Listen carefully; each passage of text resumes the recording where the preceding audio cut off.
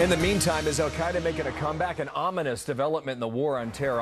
Al-Qaeda claiming responsibility for an assault on an Iraqi prison, freeing hundreds of the worst criminals, many of them with death sentences, including senior members of the terror organization. The deadly raid taking place at Iraq's notorious Abu Ghraib prison. Ambassador John Bolton is with me now, the former ambassador to the United Nations and a Fox News contributor. And sir, good morning to you. Good morning, Bill. What does this mean about the strength of Al-Qaeda, not only in that country, but elsewhere? As you look at 500 of the most wanted behind bars, many who were sentenced to die are now free.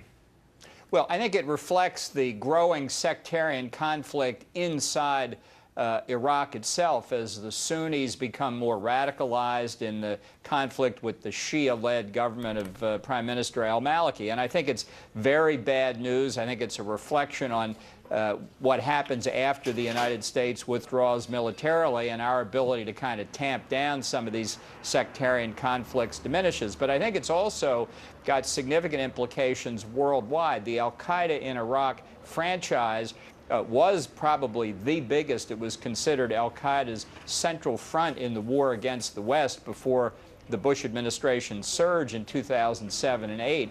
And I think that if Iraq descends into the kind of civil war that we see now in Syria, that this problem, this radicalization, this opportunity for Al-Qaeda is only going to get much more serious across the entire Middle East. Even if we were still there in great numbers, what kind of numbers would the U.S. have had to keep there to prevent incidents like this?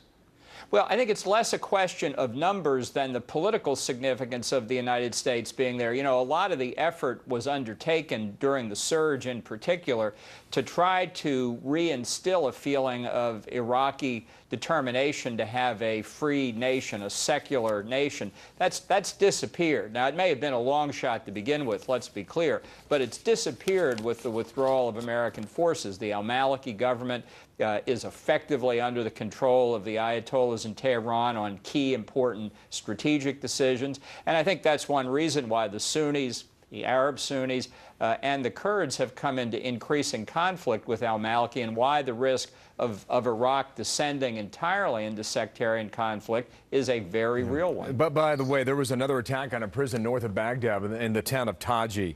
That was repelled by the government forces of Iraq that we largely have trained.